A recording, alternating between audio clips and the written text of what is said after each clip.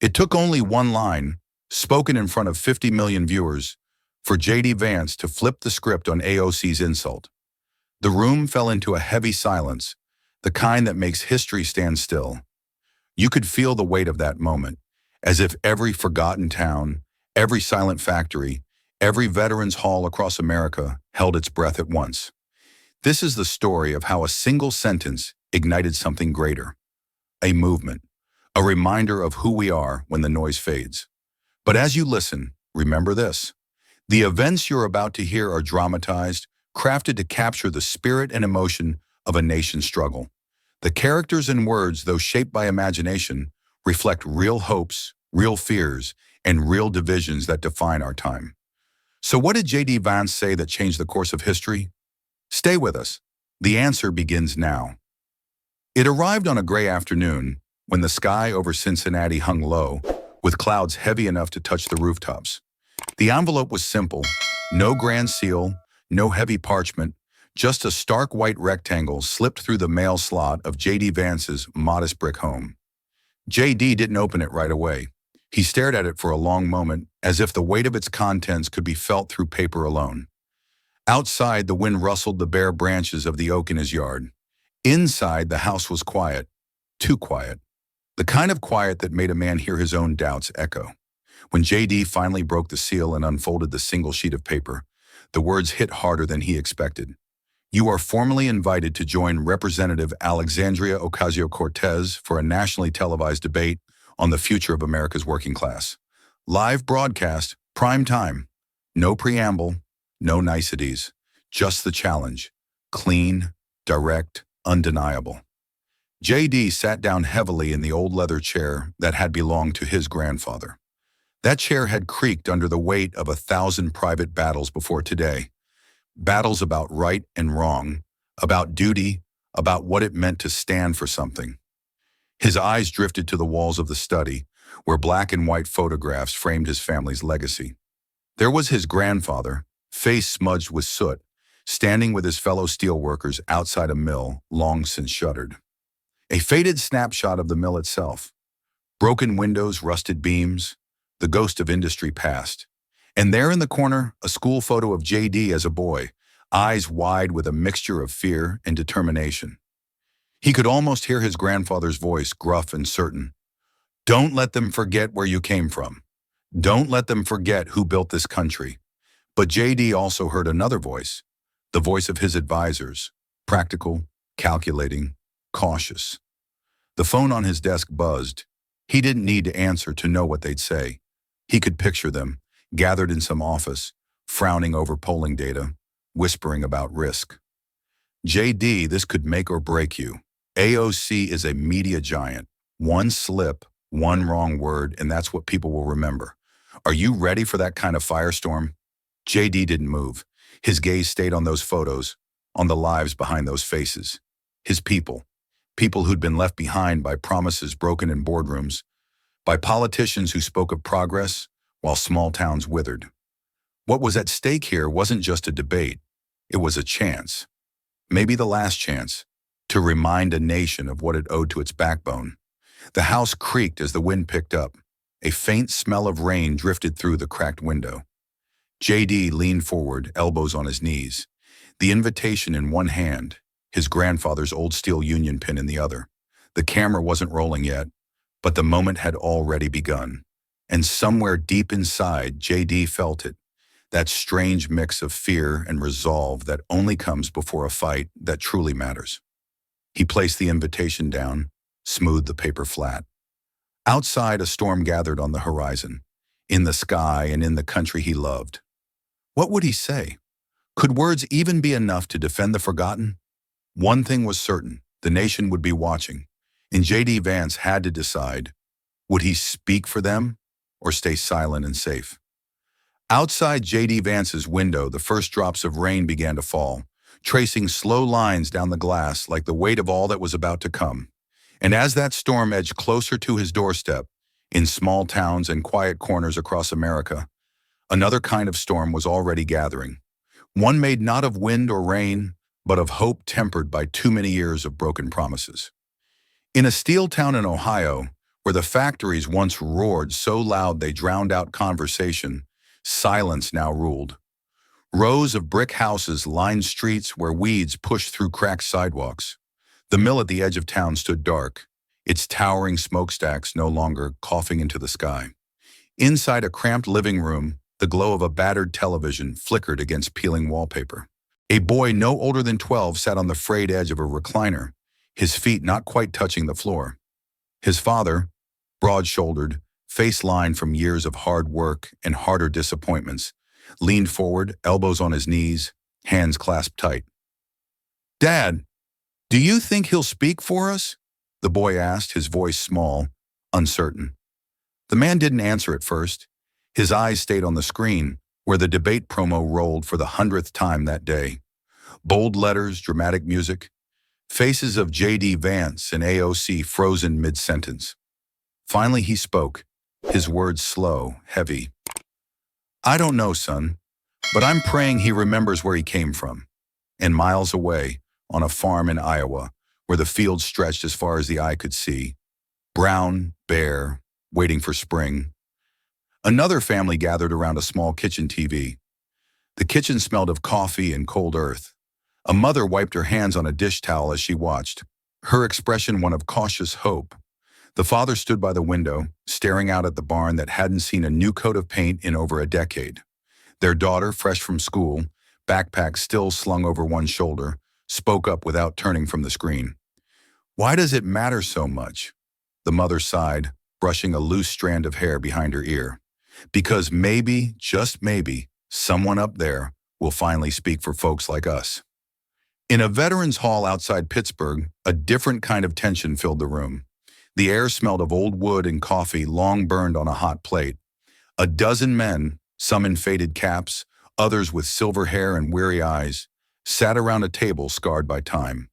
A small TV, propped up on a stack of old newsletters, played the debate promos between rounds of static. One man, his hand resting on a cane, chuckled without humor. "Think this Vance fella's got the guts?" Another shook his head, lips pressed thin. "We'll see. Lot of folks talk big. Not many remember who sent him to Washington. And so across these places, steel towns, farmhouses, veterans halls, the scenes played out in parallel. Different faces, different landscapes, but one shared thread. That fragile, flickering hope that maybe this time their voices wouldn't be drowned out by the noise of politics and empty promises. And as the storm outside JD's window picked up, rattling the glass, he too felt the weight of those watching, waiting. Their hopes pressed against him like the wind against his house, insistent, impossible to ignore. The invitation lay on his desk, the ink dry but its meaning still sinking in. He rose slowly, his decision not yet spoken, but already felt. And as he stepped away from the window, the rain fell harder, as if the land itself knew that a reckoning was near. The rain had followed him. JD could hear it even here, backstage at the debate hall. A steady rhythmic tapping on the high windows of the grand old building. It felt almost like the heartbeat of the moment, quiet but unrelenting. He stood alone for a few precious seconds, away from the bustle of camera crews and stage managers, barking last-minute instructions. His fingers traced the cool, worn surface of his grandfather's steel Union service pin, small, simple, but heavy with meaning. JD had carried it in his pocket for years, but tonight it felt like an anchor. The pin, the invitation folded in his jacket, the weight of so many watching, all of it pressed on him now. In the distance, through the heavy curtains that separated him from the stage, he could hear the murmur of the audience settling in. Low voices, shuffling feet, the occasional cough echoing in the cavernous space. The hum of anticipation was almost physical, like a low current charging the air. JD closed his eyes, the pin clenched tight in his hand. And in that moment, there were no cameras, no bright lights, no opponent waiting at the podium. There was only the memory of his grandfather's voice, steady, sure, full of the wisdom born of calloused hands and hard years. "This is for them." The words weren't spoken aloud. JD barely dared to whisper them, even in his own mind. but they rang inside him like a promise renewed. For the mill workers whose paychecks had vanished with the closing gates. For the farmers who rose before dawn and went to bed wondering how long they could hold on to the land.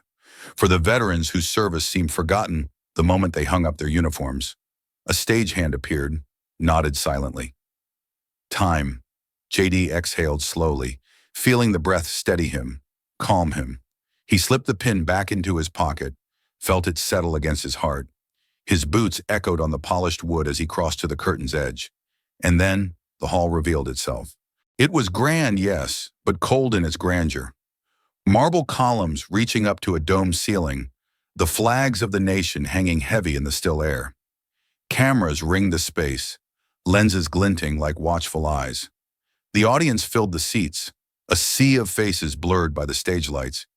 Yet JD could feel their collective gaze. Somewhere out there, behind the bright glare, were the families he'd grown up with, the friends who still fought for dignity on hollowed-out streets, the silent majority that had no lobbyists or PR teams to speak for them. The lights rose, hot and relentless. JD squinted against their glare, his heart pounding once, twice, a third time, and then settling into a rhythm he knew, the rhythm of work, the rhythm of standing up. A voice announced his name, formal and echoing, and JD stepped forward. His boots were steady on the stage, the wood beneath him solid and sure. He reached the podium, placed both hands on its edges, and lifted his eyes to the crowd, and to the cameras that would carry this moment to millions. This is for them, he thought again, but this time stronger. And as he drew his first breath to speak, the storm outside lashed harder against the windows, as if the very sky bore witness to what was about to unfold. The stage lights burned hot, casting long shadows behind the two figures standing at their podiums. J.D. Vance, steady, his hands resting calmly on either side of the lectern, the weight of his grandfather's pin still warm against his chest.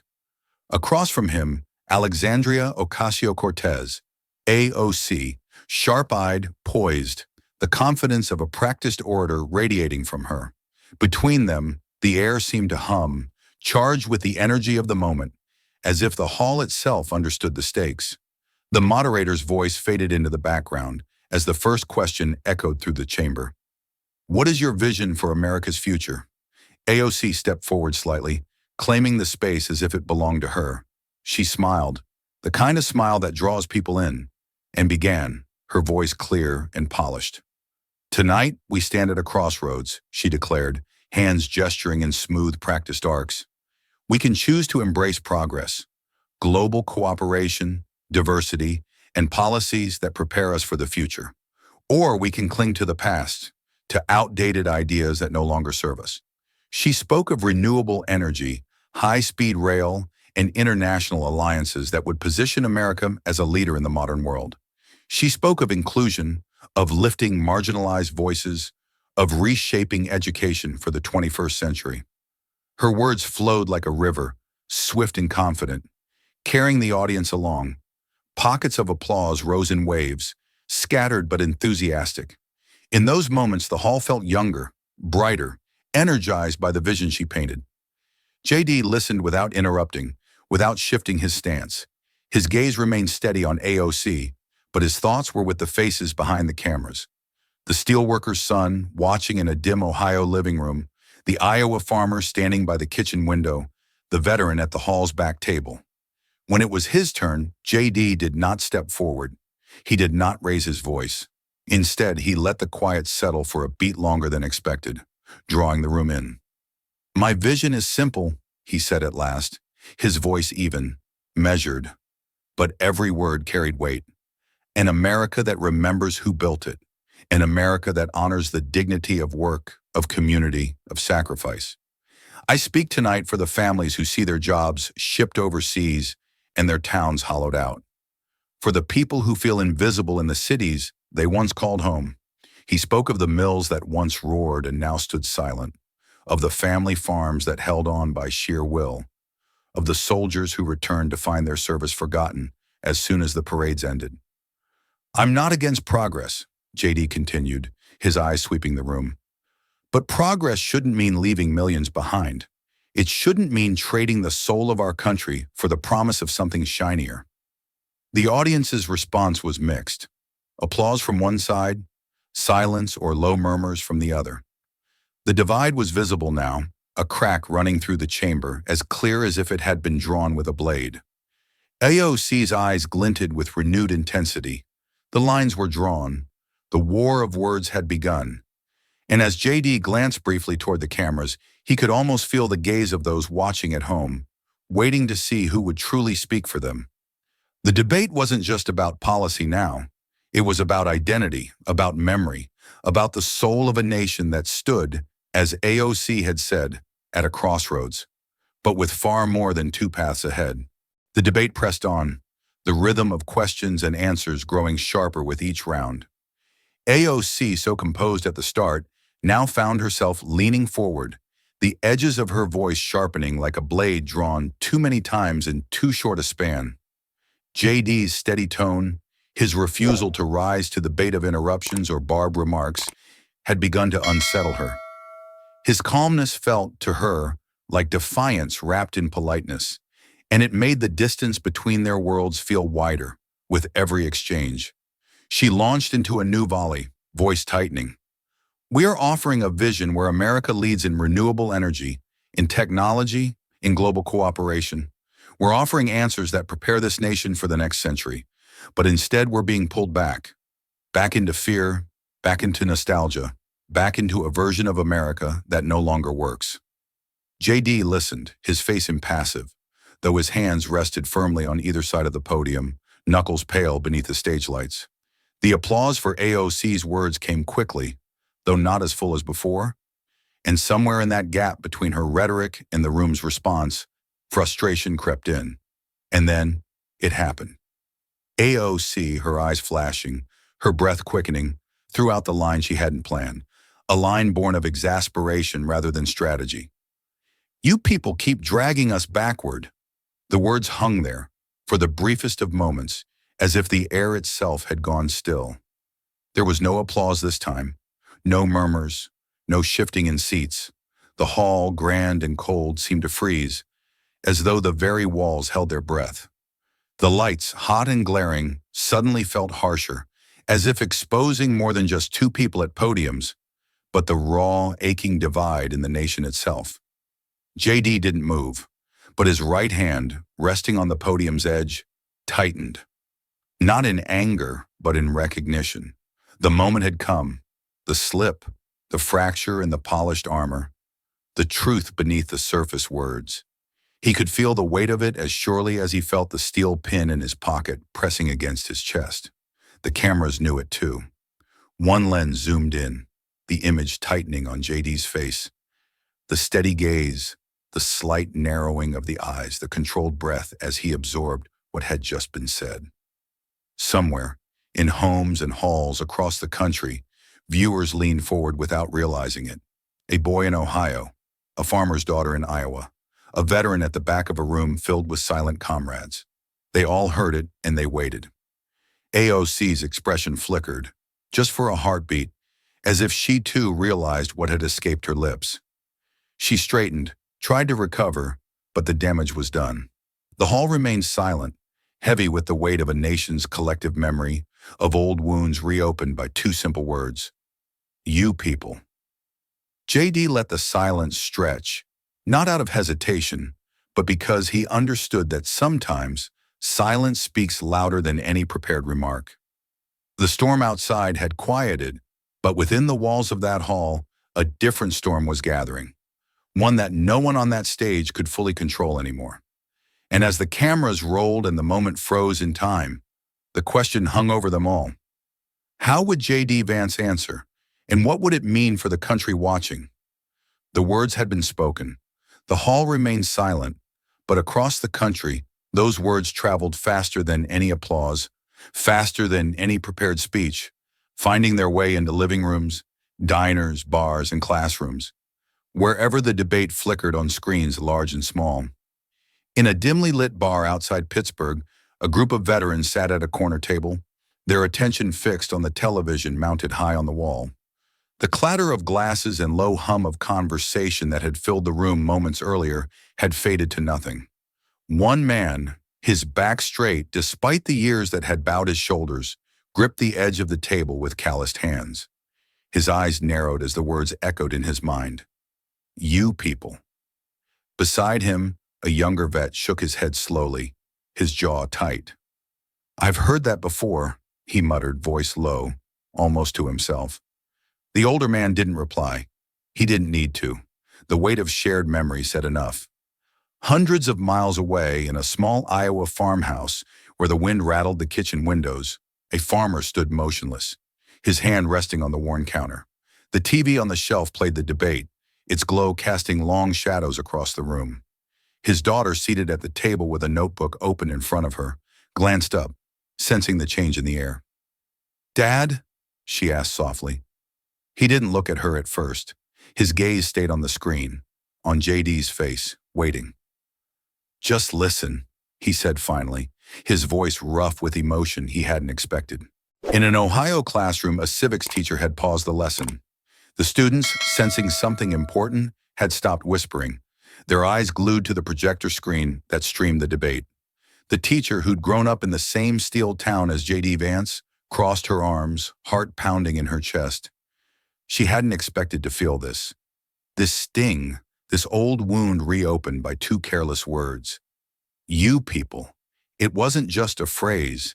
It was the reminder of every time their struggles had been dismissed, every time their towns had been called relics, every time their dignity had been reduced to a talking point. Back on stage, JD stood silent, the weight of the moment pressing on him like the heat of the lights above. His hand remained on the podium, steady, as his eyes swept the hall, then settled on the lens of the nearest camera, as if looking through it to the people beyond. He didn't speak, not yet, because he understood something that couldn't be taught in debate prep or media training, that sometimes the most powerful thing a man can do is to let the silence speak for itself. And so the silence stretched, not awkward, but purposeful. A silence that invited the nation to lean in, to listen, to feel the gravity of what had been said.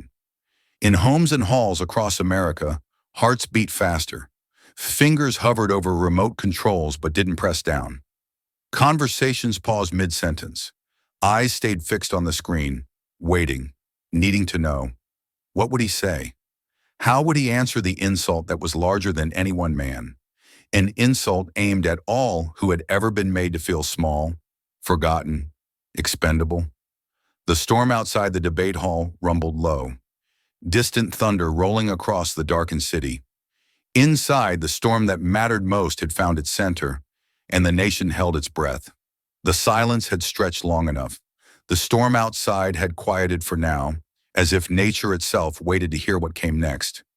JD felt the weight of the moment, the weight of those watching from worn kitchen tables, from bar stools, from behind the counters of empty stores, and at the edges of fields long left fallow. He drew in a slow breath, feeling the steel pin in his pocket as though his grandfather's hand rested there, steadying him. And then JD spoke. His voice was low at first, almost as if he spoke just to the camera, just to the people who mattered most beyond the bright stage lights.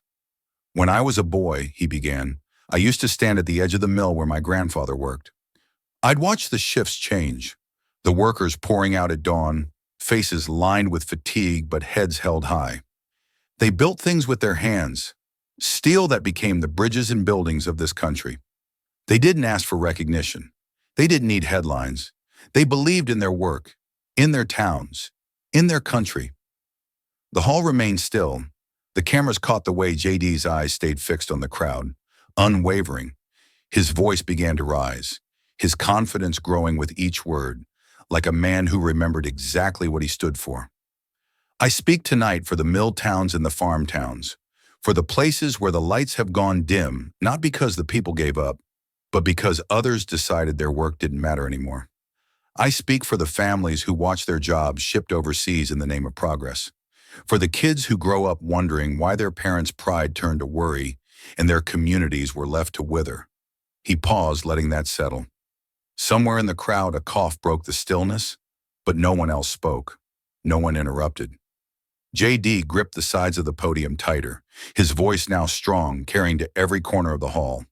"We are not you people," he said, the words clear, deliberate, cutting through the air like a blade. "We're Americans who kept faith while you chased fame. We're the ones who held on when it would have been easier to walk away. We're the ones who still believe that dignity comes from an honest day's work, and that no town, no family, no worker should ever be forgotten."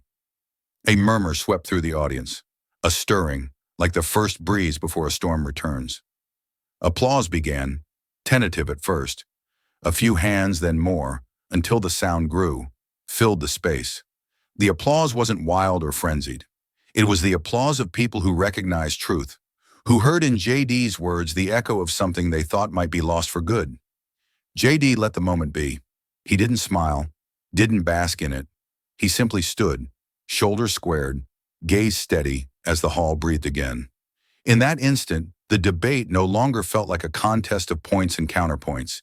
It felt like something deeper, a reckoning, a reminder. Outside, the storm began to rise once more, wind tapping against the windows as if urging the night forward.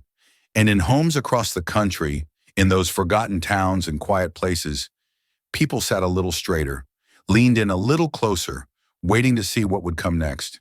The applause that followed JD's words faded slowly, like the last note of a hymn hanging in the air. But in that space where reflection might have lingered, AOC stepped forward, reclaiming her ground with the practiced certainty of someone who had weathered political storms before. The warmth that had colored her earlier remarks was gone now, replaced by a sharpened edge, a determination not to yield the stage. "Mr. Vance," she began, her tone measured but unmistakably firm, "it's easy to romanticize the past, to stand here and speak of steel mills and family farms as if time hasn't moved on. But let's be honest, that's not a vision. That's nostalgia. And nostalgia doesn't solve the challenges we face today. It doesn't build clean energy. It doesn't create new jobs in technology. It doesn't lift up communities that have been left behind. If anything, it keeps them stuck, clinging to a version of America that no longer fits the future we need." Her words rang across the hall, crisp and unflinching. She gestured with conviction, painting a picture of progress that pointed forward, not back, of cities linked by high-speed rail, of energy drawn from the sun and wind, of classrooms filled with coding lessons and global studies. "This isn't about forgetting the past," AOC continued, her voice rising slightly. "It's about refusing to be trapped by it. We can honor where we came from without letting fear of change chain us to what no longer works." There was applause, louder than before, filled with relief from those who had worried the debate might tilt too far towards sentiment. The cameras shifted, catching faces in the crowd nodding, leaning forward, eager for more. JD did not interrupt. He waited, hands still resting calmly on the podium, letting the applause ebb, letting her words settle. And when it was his turn, he didn't raise his voice to match hers. He didn't need to. "It's not fear," JD said quietly, but with a strength that made the hall lean in again. "It's memory, and it matters." He let that hang for a moment, just long enough. "We don't remember the mills and the farms because we want to go backward. We remember them because they remind us what dignity looks like. What happens when people take pride in what they build, when they know their work means something, when they know their neighbors and their neighbors know them. That's not fear of change. That's a reminder that progress isn't worth much if it leaves people behind." The tension in the hall shifted, as if the very air recognized the turn the debate had taken. No longer was this about policy points and plans on paper. The conversation had moved to deeper ground, to what kind of country they were fighting to shape, to what it meant to belong, to matter. AOC folded her hands, watching him closely. The cameras captured her expression, part resolve, part reflection, as though she too understood the weight of what was now being debated. And in living rooms, bars, and classrooms across America, the people watching sensed it as well. This wasn't just about energy or trade or education anymore. It was about the soul of the nation and which vision would guide it forward. The hall seemed to pulse with silence, thick with the weight of everything that had been said and everything that hadn't. JD stood steady at the podium, his hands resting firm on its edge, feeling the grain of the wood beneath his fingers, grounding him. His gaze didn't move to AOC, nor to the crowd beyond the lights. Instead, it shifted with quiet purpose to the camera, the lens that would carry his next words to every home, every corner of a watching nation. For a heartbeat, it felt as if the world had narrowed to that single, steady gaze. And then JD spoke. "We're not you people," he said, his voice calm but caring, the kind of tone that makes people lean forward without realizing. "We're Americans who remember." He let the words hang, unhurried, as if daring anyone to look away. His eyes stayed fixed on the camera, steady, unwavering, as if speaking not to a crowd in a hall, but to the father in Ohio, the farmer in Iowa, the teacher in that small-town classroom, to the veterans at the bar who had served and sacrificed and waited too long to be seen. "We remember the mills and the farms, not because we want to live in the past," JD continued, the strength in his voice rising like a tide. "We remember them because they taught us what pride looks like, what it means to build, to belong, to matter. We remember because memory is how we keep faith with those who came before, and how we find the strength to build what comes next." A hush followed, the kind of hush that isn't empty, but full. Full of what people felt but hadn't found the words to say, full of what had been buried under years of speeches and promises and forgotten headlines. And then, as if on cue, as if the moment demanded it, the hall erupted. Applause broke like a wave, rolling through the chamber, growing louder, stronger, as if every pair of hands in that space understood they weren't just clapping for JD, but for what he had summoned from the depths of memory and pride. Outside the hall, beyond the reach of cameras and cables, the ripple spread faster than the storm still brewing over the city. Phones lit up across the country. Social media feeds filled, post after post, a simple tag that spoke volumes. #WeThePeople. In a bar outside Pittsburgh, the veterans rose, not out of habit or duty, but because something in those words had touched the place where their loyalty still lived. In an Iowa kitchen, a farmer reached for his daughter's hand, his throat too tight to speak. In that Ohio classroom, the teacher found herself wiping at her eyes, no longer caring if the students saw. JD stood at the podium, unmoved by the applause, unmoved by the cameras that now seemed to clamor for his every blink. He didn't smile. He didn't preen. He simply stood, as solid as the mills that had raised him, as steady as the fields that had fed his family, as sure as the memory he'd vowed to honor. The nation had leaned in, and now it roared back, not just with clapping hands or trending hashtags, but with something deeper, a recognition, a reminder. JD had spoken, and in doing so, he had reminded America of itself. The debate ended, but the nation did not exhale. The moment JD Vance spoke those words, "We're not you people. We're Americans who remember," had not faded with the applause. Instead, it ignited something that no one on that stage, perhaps not even JD himself, could have fully predicted.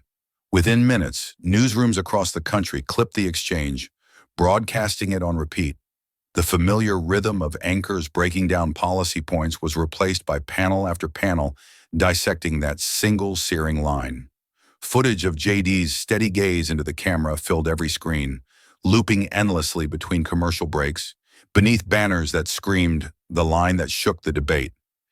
In the hours that followed, the divide widened. On one side, supporters flooded social media with praise. Clips of JD's words, set to stirring music, filled feeds and timelines. The #WeThePeople trended at #1, overtaking sports scores and celebrity gossip. Comment after comment echoed the same sentiment. Finally, someone said it.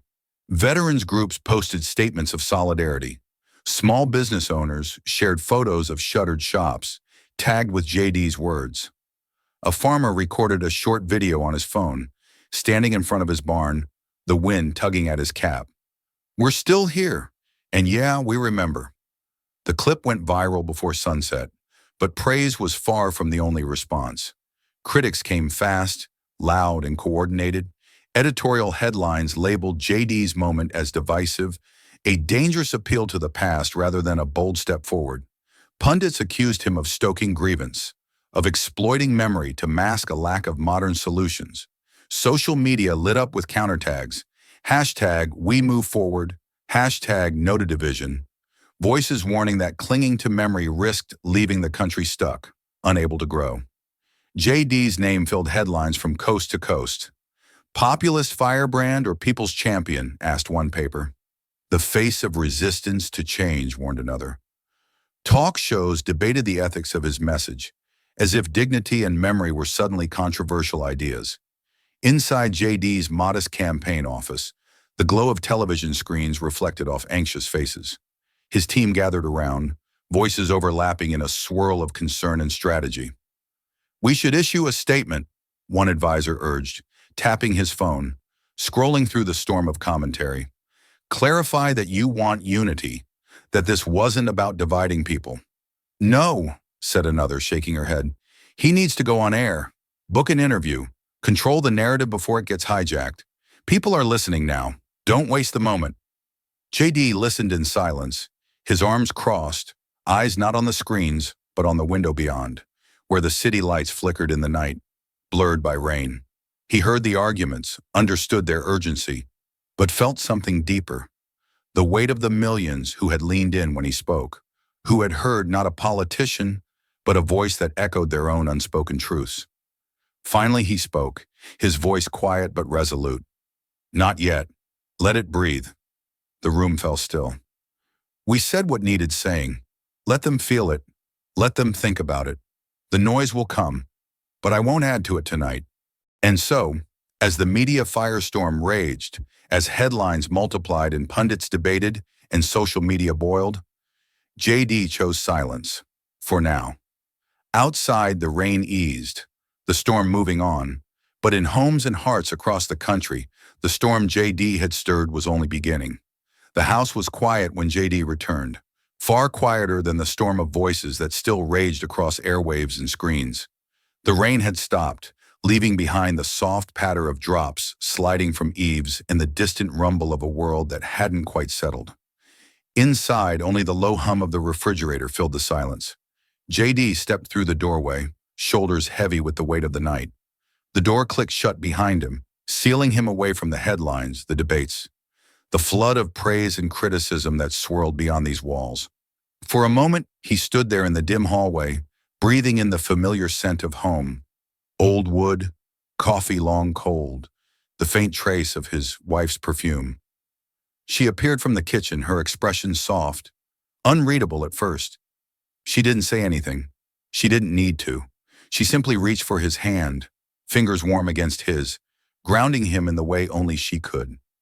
They moved to the living room, the room where so many late nights had ended before. JD sank into the old armchair that had once belonged to his grandfather, the leather worn smooth by decades of use. The house creaked gently around them, settling into the night as if exhaling with him. His wife knelt beside him, resting her chin on the arm of the chair, looking up at him with eyes that saw past the stage lights and the applause and the cameras, to the man beneath it all. You did what you had to do, she said softly. JD didn't answer right away. His gaze drifted to the mantel, to the small frame photo of the mill where his grandfather had spent his life. Black and white, edges curled slightly with age. The image showed the steel giant in its prime. Smoke rising from the stacks, men gathered outside, faces tired but proud. His mind's eye filled in the rest. His grandfather's hands scarred and strong. His father's empty chair at those long-ago family dinners, absence speaking louder than words ever could. The promises JD had made to himself as a boy, sitting in that chair, vowing that one day he'd speak for the people no one seemed to see. He felt it all now, the weight of memory, the cost of conviction, the fatigue that settled deeper than muscle or bone. I don't know if it was enough, he murmured, the words barely above a whisper. His wife smiled gently, brushing a stray lock of hair from his brow. It's never enough all at once, but tonight you reminded them. That matters. Outside, the city was still, the storm finally spent. Inside, JD closed his eyes for a moment, letting the quiet fill him. He thought of the boy he'd been, staring up at that empty chair, dreaming of a day he might have a voice, He thought of the men and women who'd built, who'd served, who'd sacrificed, and who now waited to see if their voices might finally be heard. When he opened his eyes, the fatigue hadn't left, but something steadier rose beneath it. Resolve, tempered by memory, forged in the fires of family and promise. The headlines would rage, the critics would circle. But JD knew who he was and who he spoke for. That, tonight, was enough. The storm had passed, leaving behind streets glistening with rain and a sky pale with the promise of dawn. But in the quiet that followed, something stirred across America. Not the loud clamor of protests or the blare of talk shows, but a quieter, deeper force. It began in places the cameras rarely lingered. In a small Ohio town, where the mill stacks stood like monuments to a different era, a shopkeeper stepped out into the morning air and tacked a hand-painted sign to his window. The letters weren't perfectly straight, the paint still smudged at the edges, but the words were clear. "We are you people." He didn't call the local paper. He didn't post it online. He simply left it there, where his neighbors would see, where the town's children would pass on their way to school. And across the state line in a corner of western Pennsylvania, a farmer drove down a dusty back road with the same message scrawled on a plywood board and propped against a fence at the edge of his field. The wind tugged at the corners, but the board held, solid as the man who had placed it. The signs appeared one by one, scattered at first, then spreading like brush fire carried on a quiet wind. In gas station windows, in the yards of houses with peeling paint and sagging porches, in the front of diners where the coffee stayed on hot plates long after the breakfast rush had gone. "We are you people." No one had told them to write it. No one had handed out slogans or buttons or bumper stickers. The words had found them on their own, born of a moment that reminded them of who they were and of who had forgotten them. In a veterans hall in Indiana, an aging Marine with a limp and a weathered flag decided enough was enough. He didn't send out press releases. He didn't start a social media page. He just rose from his seat one morning, strapped the flag to a wooden pole, and began to walk. Down Main Street, boots steady on cracked pavement, the flag held high against the breeze. One by one, others joined him. No one spoke. No chants, no slogans, no clever rhymes to catch the ear of reporters. Just footsteps and flags, the silent march of people who had seen too much, given too much, to let their story be written by others. Word spread, not through headlines at first, but through sight. A woman at a grocery store caught a glimpse of the march passing by and stood at the window, hand pressed to the glass. A child tugged at his father's sleeve as they watched from a front porch, wide-eyed at the strange, solemn beauty of it. And when finally the marchers reached the town square, they did not stop for speeches or cameras.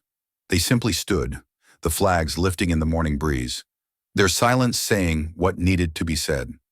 JD watched the footage later, grainy cell phone clips shared between neighbors, posted quietly by those who had witnessed it firsthand.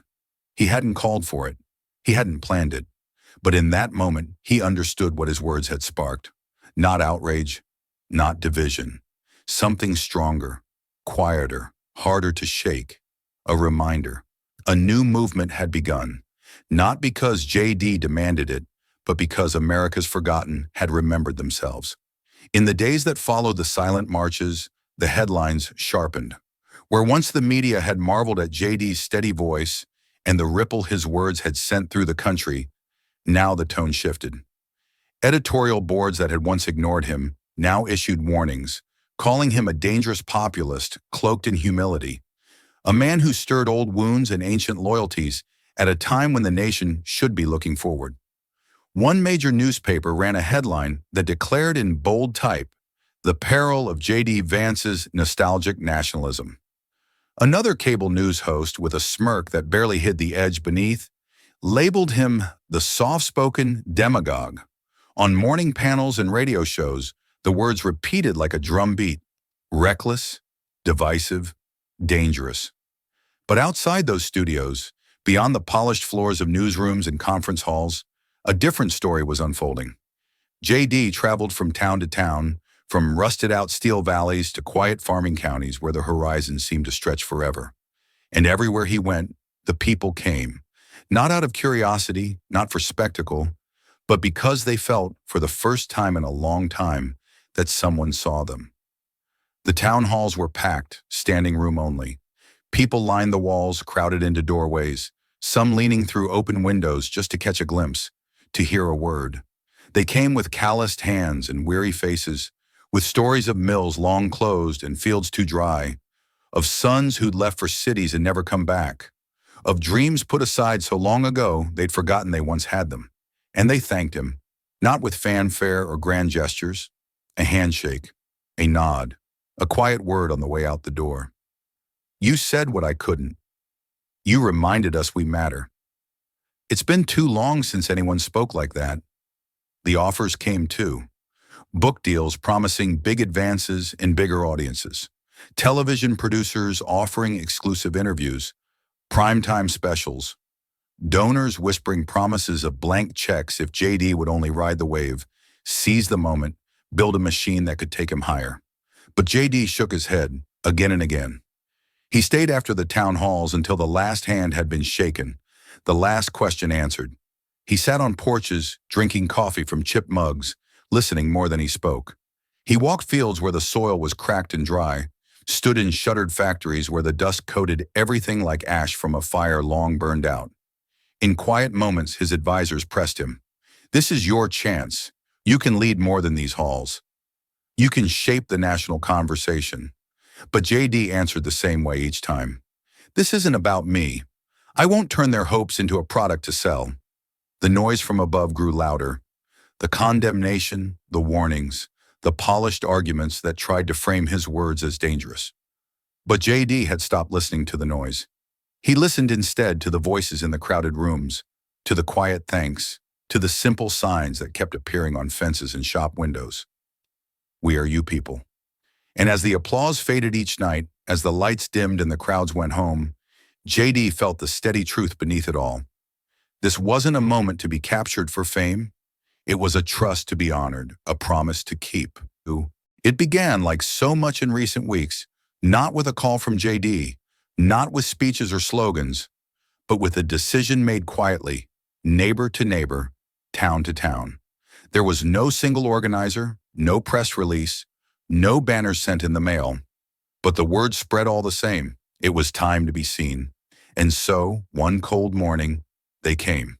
From farm roads and factory towns, from mining valleys and coastal shipyards, they arrived in Washington by pickup truck, by bus, by battered sedans that had seen too many miles and too few repairs. Veterans, their backs straight despite the years, their hands calloused from more than just war. Farmers with the earth still beneath their fingernails. Workers whose clothes bore the marks of trades that built the country's bones. They gathered at the Capitol, not in a rush, not with noise, but with the steady patience of people who knew what it meant to endure. There were no chants, no bullhorns, no clever rhymes to fill the air. Just flags, faded, folded, lifted high, and faces that bore the lines of hard years and harder choices. C-SPAN caught it first, its cameras meant for another day's proceedings inside the Great Dome. The image was simple but striking. The Capitol steps lined with men and women standing shoulder to shoulder in quiet resolve, their flags stirring gently in the winter breeze, their silence louder than any speech. At first, the commentators didn't know what to make of it. The usual labels didn't seem to fit. There was no clear leader, no list of demands, no slogans to parse. But the cameras stayed, and the image spread. Across social media, across news sites, the picture went viral, shared not with outrage or irony, but with something rarer: recognition. Beneath each post, a simple caption began to appear again and again, as if written by one hand but echoed by many. The silent majority seen. In homes across the nation, people paused, watching the feed. A teacher in Michigan set down her papers, the grading forgotten as she stared at the screen. A mechanic in Arizona wiped his hands on a rag, his work forgotten for a moment as he leaned closer. A mother in North Carolina called for her teenage son to come look. There was no speech to replay, no soundbite to argue over. Just the steady presence of those who had too often gone unseen, standing in the shadow of the building where decisions were made that shaped and sometimes shattered, their lives. And JD? He didn't lead the march. He hadn't even known it would come. He watched from afar, his heart full, his voice quiet. He saw the flags, the faces, the silent testament of a people who no longer waited for permission to be heard. The pundits would debate the meaning of the moment for days. The headlines would scramble for angles, for narratives that fit the usual molds. But for those who stood at the Capitol, for those who watched from porches and lunch counters and break rooms across the country, the meaning was simple. They had come not to speak, but to stand. And in that standing, they had spoken volumes. The meeting was arranged quietly, far from cameras, far from the watchful eyes of reporters, eager to turn every glance and gesture into a headline. The room was small, a forgotten corner of the Capitol, walls lined with books that few bothered to open anymore. The windows overlooked nothing grand, just a service alley where the winter wind rattled empty crates. JD arrived first, standing by the window watching the swirl of papers caught in a gust below. When the door opened, AOC entered briskly, her steps measured, her expression as composed as it had been on stage. But there was tension in the set of her shoulders, the way she held herself just a little too still. They didn't shake hands. "Why did you ask for this?" she said, her tone neutral, but her eyes sharp. JD turned from the window, met her gaze without flinching. "Because there's too much noise out there already," he said simply, "and because I believe we both want this country to hold together, even if we don't agree on what that looks like." AOC crossed her arms, studying him. "Your words stirred something. I won't deny that. But you've unleashed forces you can't control. You're feeding nostalgia, and nostalgia can be dangerous." JD shook his head, calm but firm. "I'm not feeding anything. I'm reminding people that their work mattered, that their sacrifices mattered, that they still do. This country's strength isn't just in what's new. It's in what endures." The room seemed to tighten around them, the air thick with the weight of all that wasn't being said. The accusations, the doubts, the unspoken fear that both were right in ways that frightened them. "I don't want to see this nation turn on itself because of memory," AOC said quietly, her voice dropping as if confessing something too fragile for microphones. "We can't move forward looking backward. And we can't move forward forgetting who we serve," JD replied, his voice steady, his words chosen with care. "We don't serve the future or the past. We serve the people who live in both." For a heartbeat, the tension softened. A flicker of something passed between them. Not agreement, not friendship, but the barest hint of respect that comes when two opponents see the depth of the other's conviction. AOC exhaled, glanced toward the door. "You're not what I expected," she admitted, almost to herself. "And neither are you," JD said, the ghost of a smile touching his lips. But the truce was brief. The chasm between them remained, wide and deep. She left without another word, her mind working, her doubts and beliefs colliding as she stepped back into the storm of cameras and commentary. JD stayed behind, looking out at the alley below, where the wind had calmed, and the papers now lay still. The headlines shifted again when JD Vance stepped onto the Senate floor with a bill in hand. It was no fiery speech that drew cameras this time, no soundbite designed to echo across the airwaves. Just a simple stack of papers, pages worn at the edges from nights spent revising, refining, fighting over every word. The proposal was clear: aid targeted at small towns left hollow by the tides of globalization. Fair trade protections that would make it harder for corporations to offload jobs to distant shores. Expanded benefits for veterans who'd returned from service to find promises broken. A bill that tried, in its own modest way, to bridge the gap between memory and future. JD knew it wouldn't be easy. He knew before the ink dried that opposition would come swift and fierce. But even he hadn't anticipated how quickly the storm gathered. Special interest groups mobilized within hours. Lobbyists flooded congressional offices with talking points polished like weapons. Editorials warned of unintended consequences, of protectionism dressed up as patriotism. A budget strained past the breaking point. Anonymous quotes appeared in the press, calling JD's bill naive, outdated, a SOP to voters clinging to a world that no longer existed. But it wasn't just the usual suspects. The resistance came from within, too. From colleagues who'd clapped him on the back after the debate, who'd praised his words but now hesitated when action was required. Promises grew slippery under the weight of donor calls and committee calculations. JD kept at it.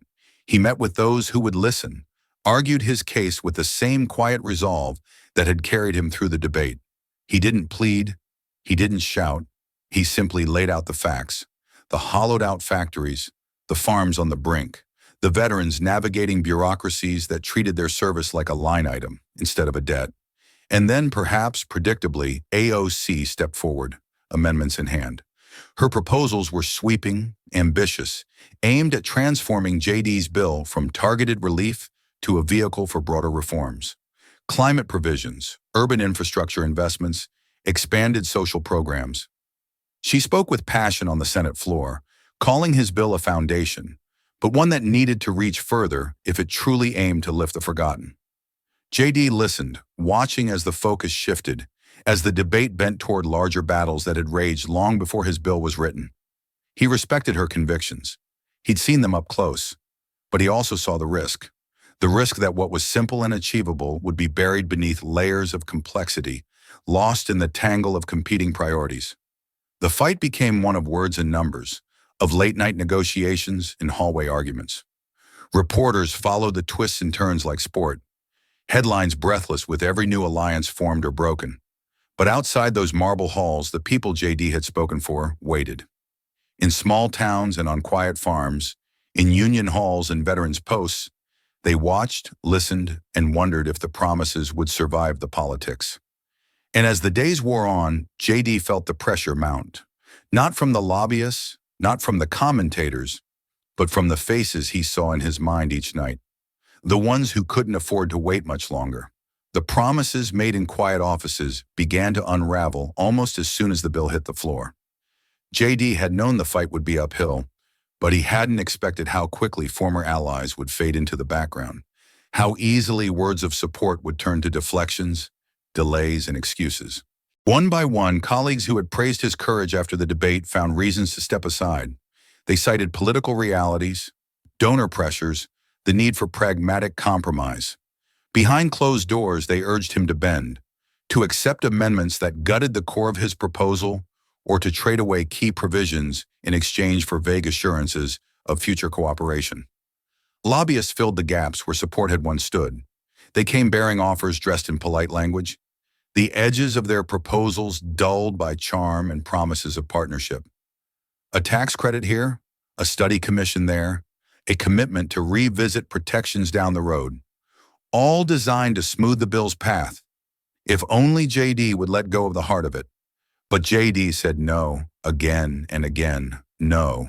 He could feel the frustration mounting around him, the impatience of those who saw his refusal to deal as stubbornness, as political naivety. They didn't understand, or didn't want to understand, that some things weren't meant to be bargained away. When the long day's debates and meetings finally ended, the Capitol grew quiet, its grand halls emptying of voices and footsteps, leaving only echoes behind. JD stepped out into the night, the cool air sharp against his face, and began to walk. The National Mall stretched before him, vast and quiet under the weight of the stars. The monuments loomed in the distance, stone reminders of struggles far greater, sacrifices far heavier than any he had yet made.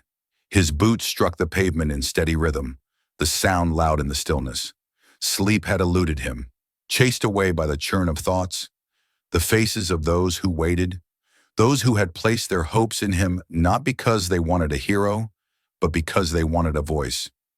JD's path took him past the darkened Lincoln Memorial, where the great figure sat watchful and solemn beneath the night sky.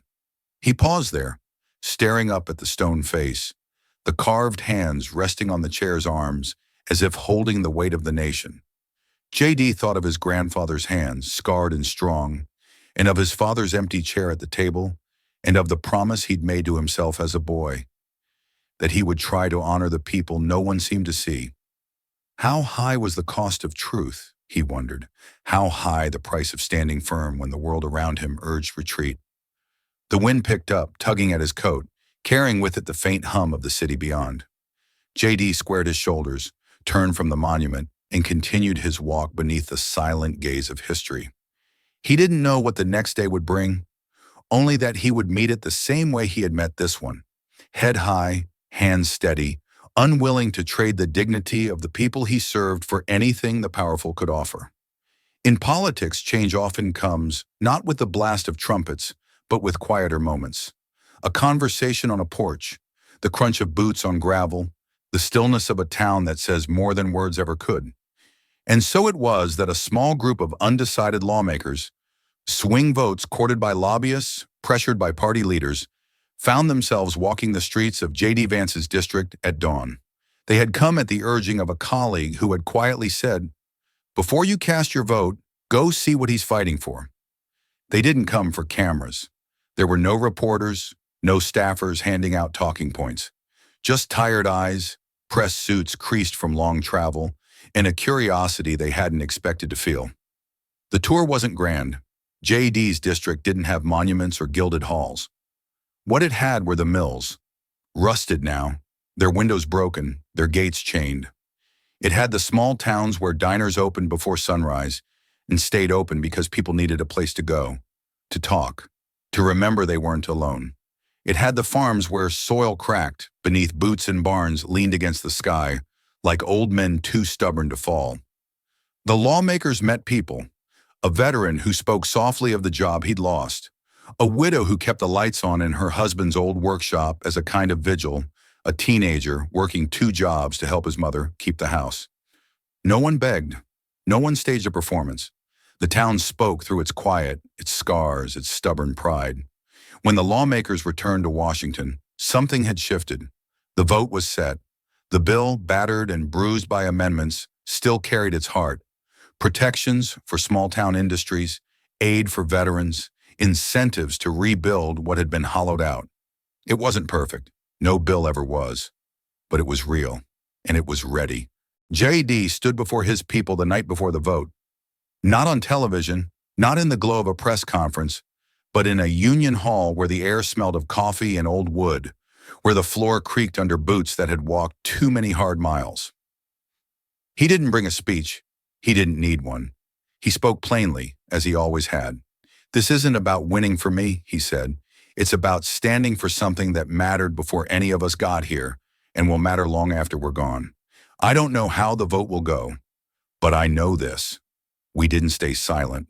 We didn't sit it out. And whatever comes, we remember that."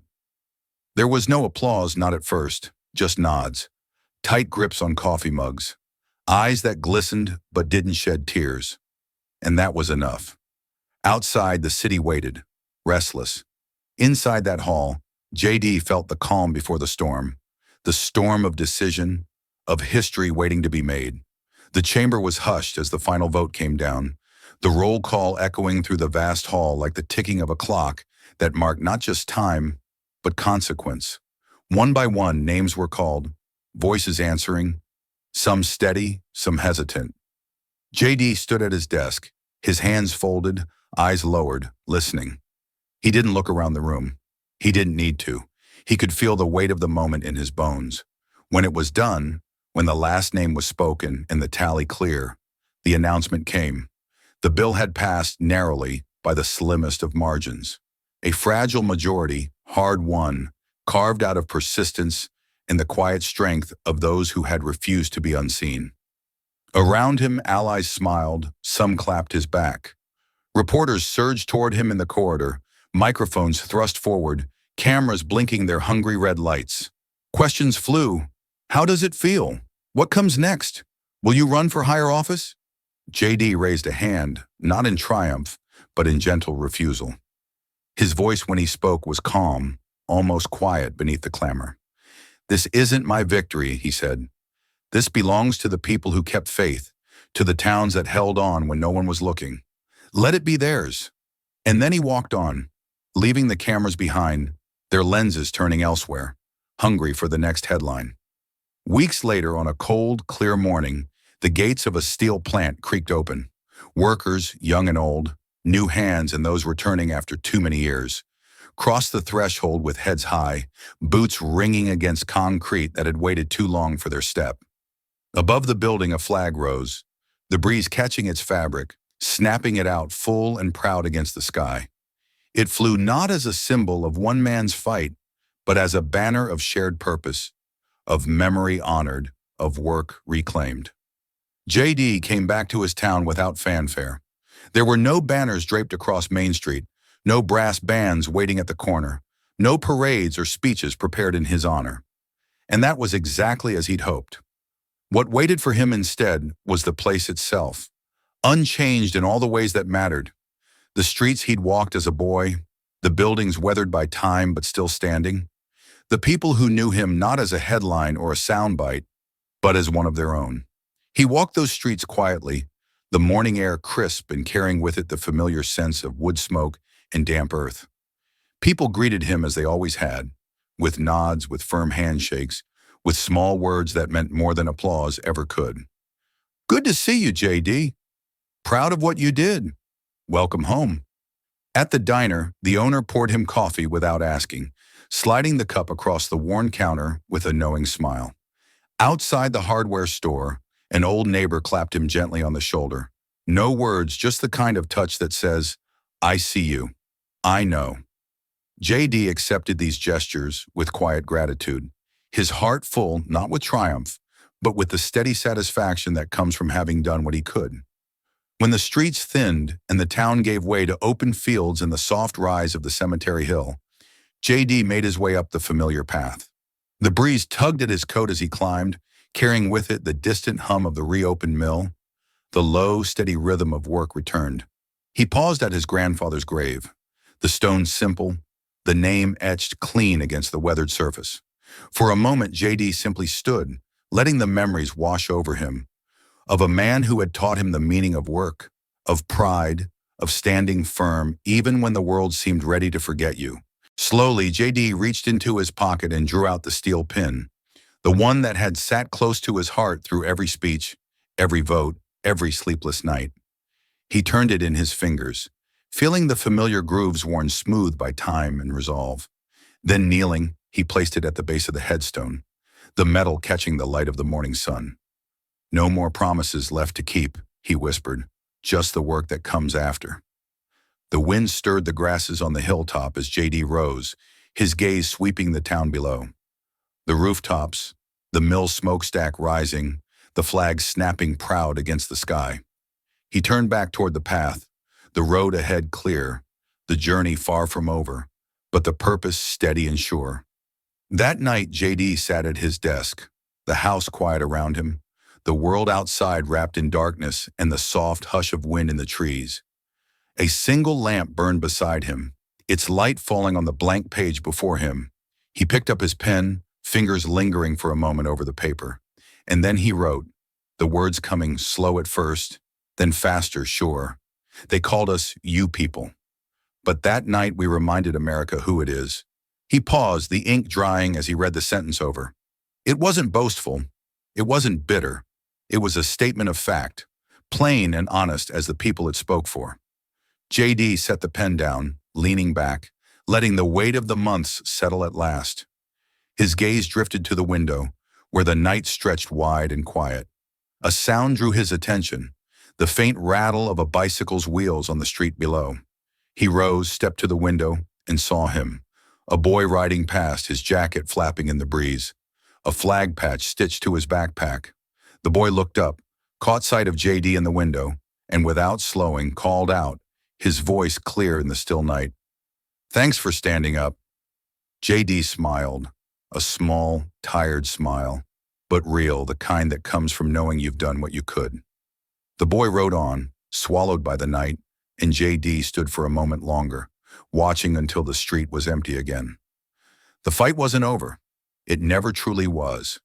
But hope lived, in the reopened mill, in the quiet towns, in the hearts of those who had found their voice again. And in that, JD found enough for tonight. This story reminds us that true leadership isn't about fame or headlines. It's about standing up quietly and consistently for those who feel forgotten. JD Vance's journey speaks to something deeper than politics, the dignity of work, the value of memory, and the strength that comes when ordinary people find their voice. His refusal to chase personal gain, even when offered, shows that real change often begins not with loud promises, but with steady action and respect for the past. In a divided world, this story asks us to consider, how can we honor where we come from while building a future that leaves no one behind? What would you like leaders today to remember about the people they serve? If this story touches you, don't let it stop here. Like, share, and subscribe to JD Stories, where every voice matters and every story echoes far beyond the screen. This story is a fictionalized and dramatized narrative created for educational, inspirational, and storytelling purposes. While it may be inspired by real public events, people, or societal issues, it includes imagined dialogue, reconstructed scenes, and character interpretations meant to highlight broader themes of justice, dignity, and resilience. Any resemblance to actual events or individuals beyond public knowledge is purely coincidental. We do not intend to defame, mislead, or harm, but to invite reflection and meaningful conversation. Thank you for watching JD Stories.